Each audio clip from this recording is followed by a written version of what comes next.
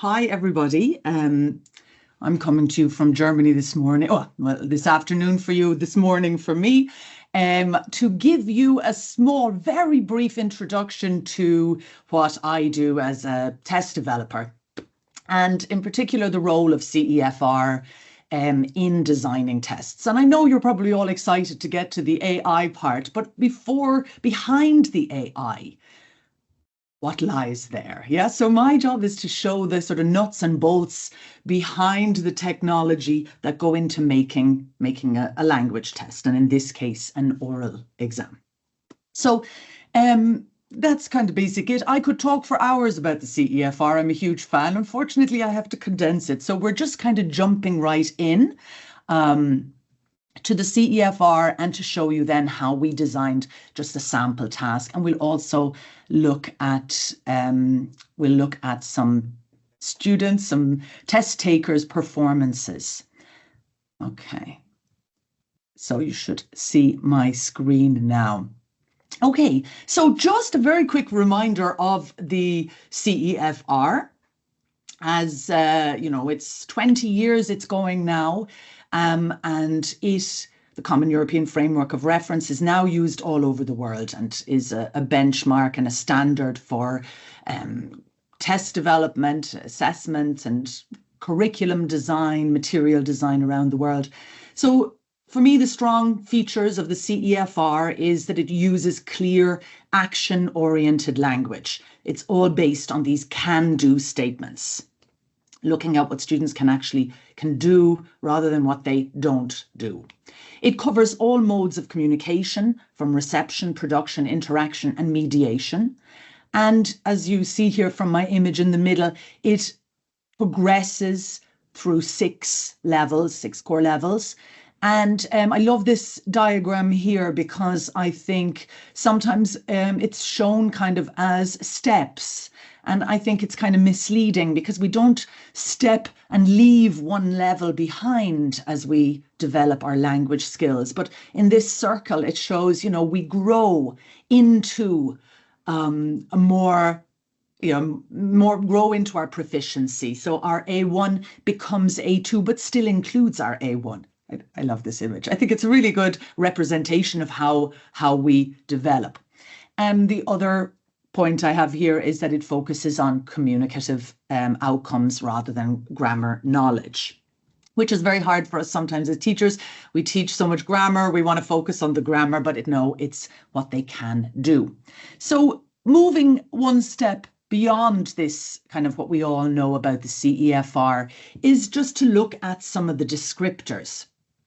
And as I said before, we can find it hard as teachers to assess our learners, and we tend to focus often on absence. We focus on what's missing, what's lacking, and we would say there is a lack of vocab errors, so they're very good, or there's a lack of unnatural phrasing, so that means they're very good, or there's no pronunciation that really impedes comprehension. But if we're focusing on the lack, we're missing the presences. So instead of focusing on the absences, we should focus also on the presence. And that really defines the language skills. We need to have complexity in our structure, in our vocab. We need, beyond pronunciation, we need intonation. This really defines the mastery of a language. So just looking here, we see the CEFR gives us descriptors in such detail. I'm just picking two here to show production, for example, what tasks language learners can engage in. And I just picked out two here as an example. Monologue, so the speaking. It's broken down into the different types of monologue. So for example, what we're looking at now will be describing experience and putting a case. Now, they require completely different skills. Describing experience may be more informal.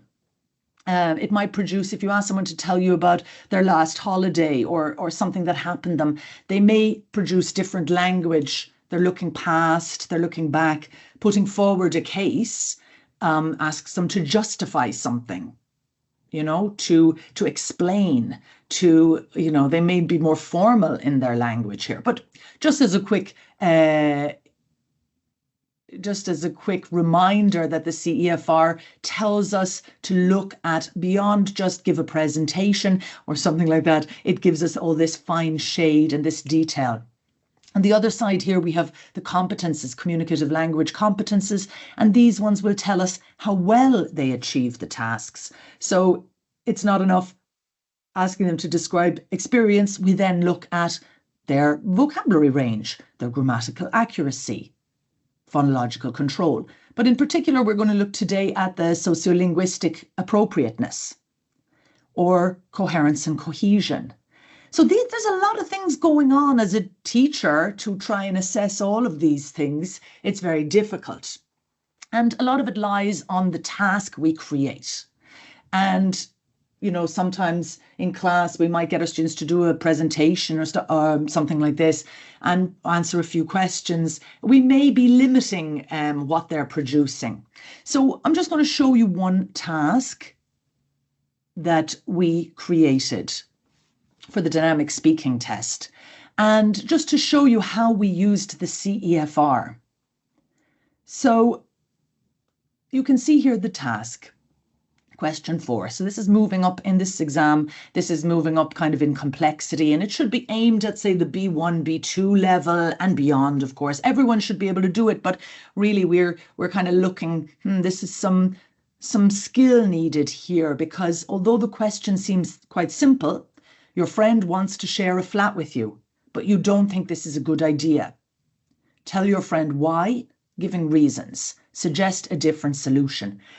It's very short, but there's actually an awful lot going on in there. So you can see, firstly, it's sustained monologue describing an experience. You may describe a personal situation, give background to a decision. So that could be why you don't think it's a good idea to share. You're putting forward a case. You're going to justify why you don't want to, why you're rejecting their suggestion. And you can talk about other plans, talk about decisions, why, and give, your kind of, as I said, justifying and explaining, giving background information. It also includes an element of goal-oriented cooperation, although in this oral exam, the other person will not be responding. You're setting it up as though you're expecting a response. So you're kind of negotiating with them, proposing solutions. So they're the things that we're asking them to do. But then when we're looking at it, we're going to look beyond the language, the complexity of grammar, etc. We also want to look at coherence and cohesion, using because, but, and so to connect ideas and reasons smoothly. They're giving this monologue. It's maybe a tricky situation, hence the sociolinguistic appropriateness. Handling delicate social interactions, disagreeing, suggesting, softening message. So, and that's just 5 of the descriptors that this little task links with. But it just shows you the complexity of what's going into designing the task, but also what we're expecting. So if you design the task in this way using the descriptors, you are looking for a complete different production than you would be if it was, talk about your last holiday or something like that. So that really is just a brief introduction into the CEFR, digging into the descriptors, and then individually picking some descriptors to help us create tasks. Now, of course, what we put in, what we use to design is also what we use to evaluate. So we're going to be looking at how well they describe a situation and give background, how well they justify the viewpoints, how well they propose solutions, etc. So we're going to look at one test taker's performance now, and I've included the transcript, the audio. We're going to listen to it and you can read along with the audio, and then I'm going to ask you, what do you think? And you'll be able to share your idea in the chat with me very briefly. But what do you notice, and what kind of level would you think? And this is a tricky one, I'll warn you in advance. Okay, so, oh, I did not. I don't think this is a good idea because I'm not a person people that who's like cleaning, and I will more like to live with my mom, and I can suggest you to buy another department or something and to live by your own is more helpful to us because we're also having something our personal things or or work or something, and we also having a different university, so this is why we can share a flat. I think the audio didn't pick up the can't share a flat. Okay, we'll give him that. So you can see here there's a lot going on, and this is very tricky. This is very tricky because we see a range of skills and ability in this one short recording. For example, if you I'll just give you a second just to look at it again there and kind of see what you think. He said some stretches where they sound quite fluent. I would imagine this person really has some experience, perhaps using English, maybe on a trip or spending some time abroad. But they've got to buy another department instead of apartment. So there's a lot going on. But if we really look at the performance, where would we put it? So just zoning in here for a second on the overall oral production. Yeah, we would say it's probably, overall, is it A2, B1, just what they perform?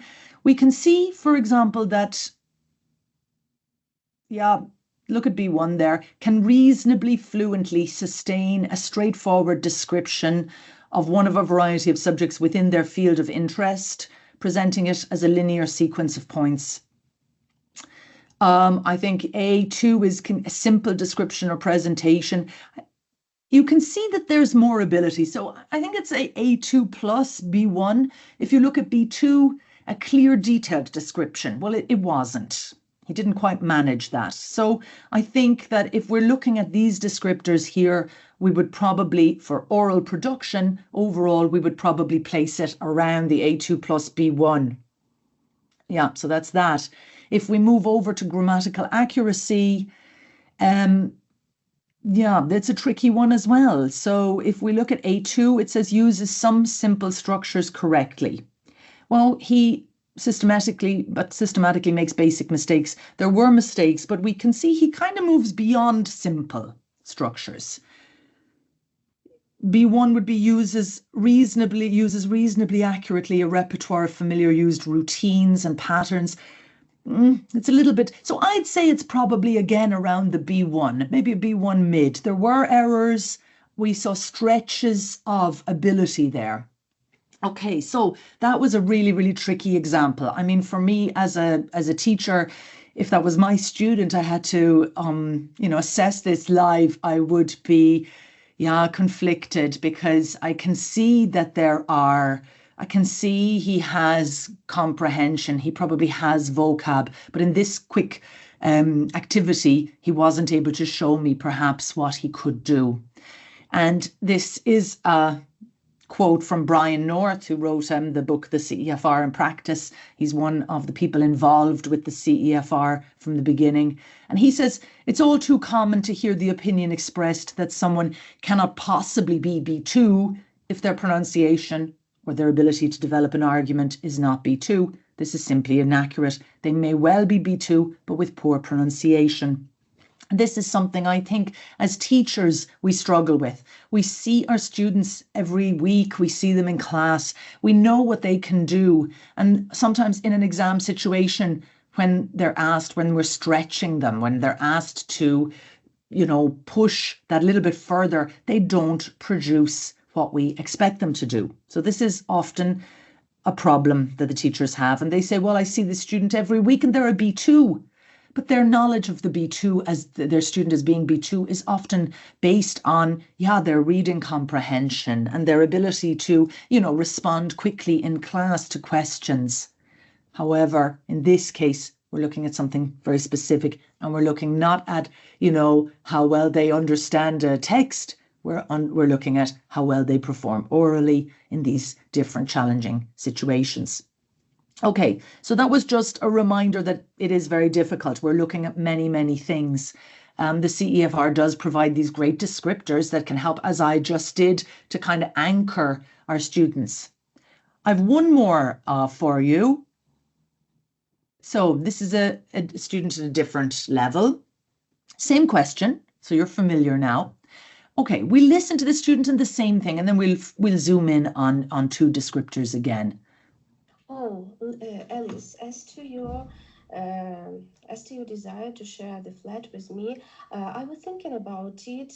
Look, I'd rather you find another place to live because, as you know, I have big family and my relatives often come to visit me, so they need extra place in my flat to live with me. Also, my aunt asked me to welcome her niece for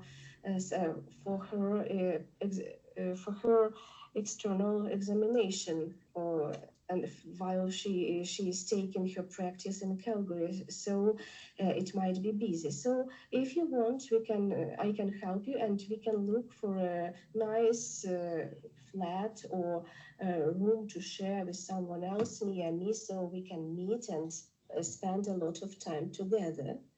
Okay, that is a student now at a different level. She's mentioning Calgary there, so we could imagine that perhaps this student is actually living there, so probably using English in her day-to-day. So just to zoom in briefly, we would say grammatical accuracy, there were slips, definitely. So if you zoom in at the B2, good grammatical control, occasional slips and non-systematic errors, minor flaws in sentence structure still may occur. Okay, there were there. So maybe she's kind of there. C1 consistently maintains a high degree of grammatical accuracy. Errors are rare. So it could be maybe the good B2, perhaps a low C1 there in grammatical accuracy. And overall phonological control, we would say, can employ, look at C1 there, employ the full range of phonological features in the target language without sufficient control to ensure intelligibility throughout. So we could hear her accent, we can hear, but it's very easy to understand.